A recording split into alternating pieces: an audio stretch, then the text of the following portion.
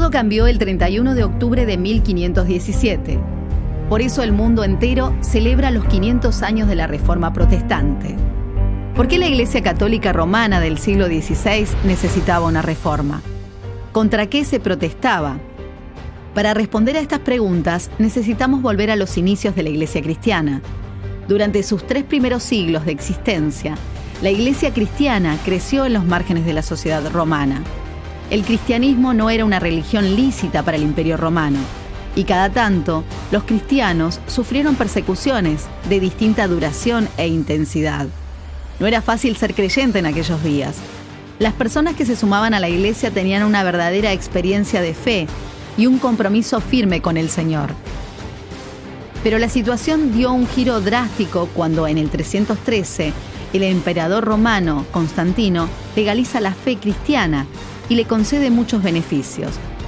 Lo que para la Iglesia de aquel tiempo pareció ser la mejor de las noticias, pronto tendría consecuencias inesperadas.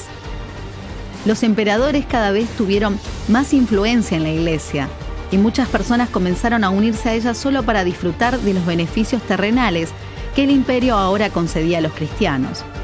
Esto se acentuó cuando en el 380 el cristianismo se transforma en la única religión imperial legítima.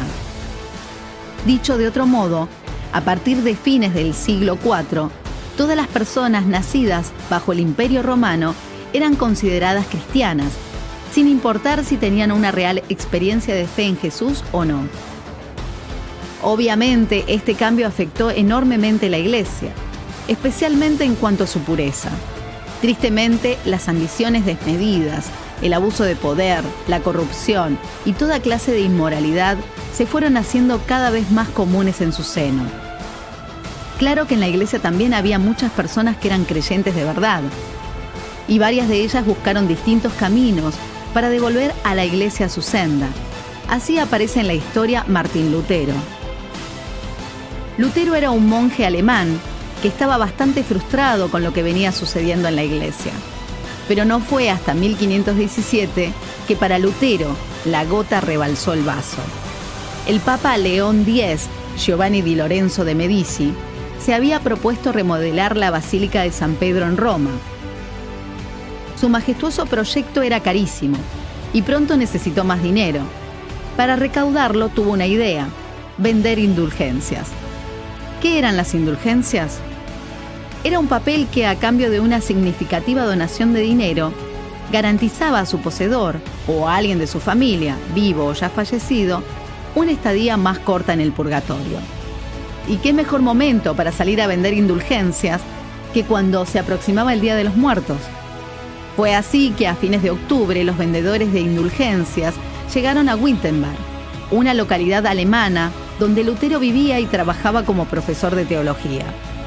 La indignación de Lutero fue tal que desafió a los representantes de la Iglesia a un debate. Los puntos a debatir eran 95.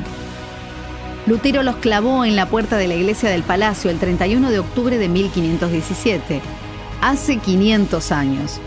A estos puntos se los suele llamar las 95 tesis de Lutero. A partir de este momento, el cristianismo en Occidente no volvería a ser el mismo. Un flamante invento, la imprenta, facilitó la rápida distribución y circulación de los escritos de Lutero por toda Europa, y pronto miles de personas se sumaron a este movimiento. Así se originó la Iglesia Luterana, y luego nacieron otras iglesias protestantes y evangélicas. Si bien existen diferencias entre estas distintas iglesias, todas coinciden en sostener 5 puntos que propuso Lutero, también conocido como las 5 solas. Solo la Escritura es la suprema autoridad en materia de fe y práctica. Solo por medio de la fe Dios nos salva y no por medio de las obras. Solo por la gracia de Dios viene la salvación. Es un favor inmerecido.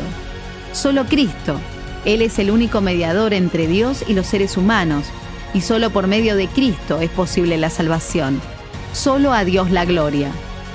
Al cumplirse los 500 años de la Reforma Protestante, las iglesias evangélicas recordamos a los que nos precedieron, honramos su memoria, pero damos la gloria solo a Dios.